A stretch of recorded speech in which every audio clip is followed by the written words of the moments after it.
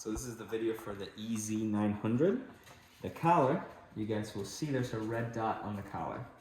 There's a red dot on the back of the remote. So the back of the remote and the collar. You're gonna make those two touch. So when you make them touch, you're gonna see a green light. Okay. That green light means it's charged.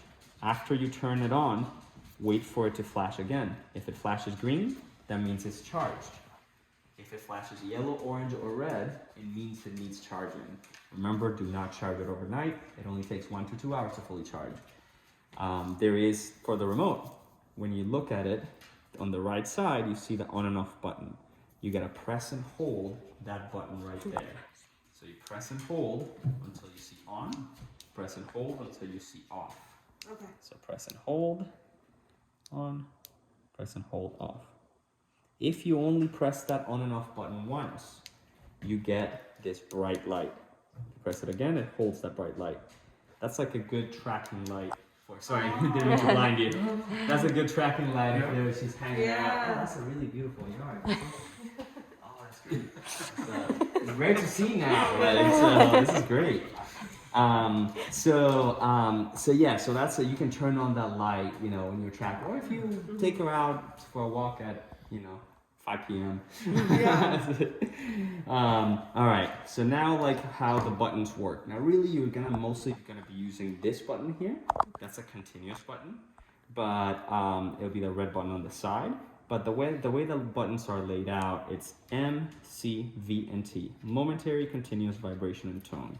And you see it on the display here, M, C, V, T. So momentary, continuous, vibration, and tone. See, M, C, V, T. We mostly will use the continuous button. And the way that we use it is to find the lowest level, and I'll find it on myself. You press and hold the red button and then move the dial up until you start feeling a sensation. I feel it around 9, I start feeling like a pulsating sensation. So press and hold and roll the dial up. That's how you find the minimum. Now, mastering this can really help you so you can always find what's the minimum that stops her at that moment.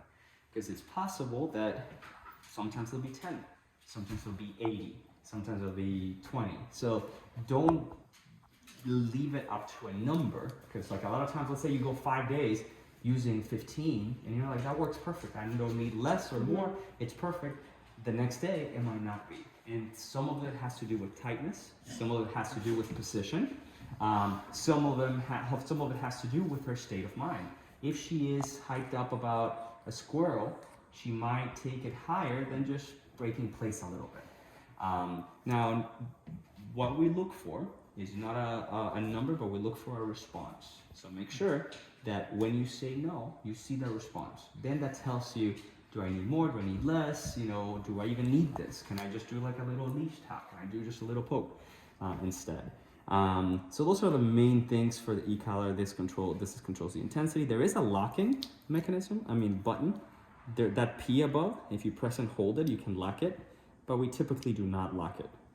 The reason why we don't lock it is because it takes away the option to find that lowest level.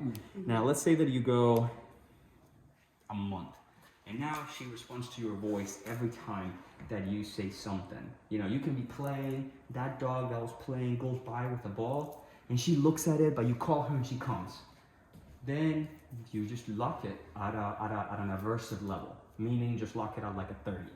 And then you can just put it in your pocket, and in case of emergency, you can say no and do that. Or lock it at a really high level in case for emergency. But otherwise, I don't really recommend the locking, just because it's better to just find whatever the minimum is that she responds. I think that's mostly, there's a boost. So if you press the red and black together, you get a 5 more, but you can change that boost to anything up to 60. So you could do 60 more. So if you have it, let's say you locked it at a 30, and you have the boost at 60 more, you could do that for 30 didn't stop her in that emergency, boom, you have 60 more, you have 90 now. So those are the main things. Vibration, we will use it not for training, but just to figure out, did I turn it on? You can vibrate it. Yep. All right. Did you go over the charging, like the turning red and everything. This one, yeah, this one has a battery symbol there. So once that starts getting low, then you can plug it back here. Remember, do not charge it overnight, 1 to 2 hours for it to fully charge.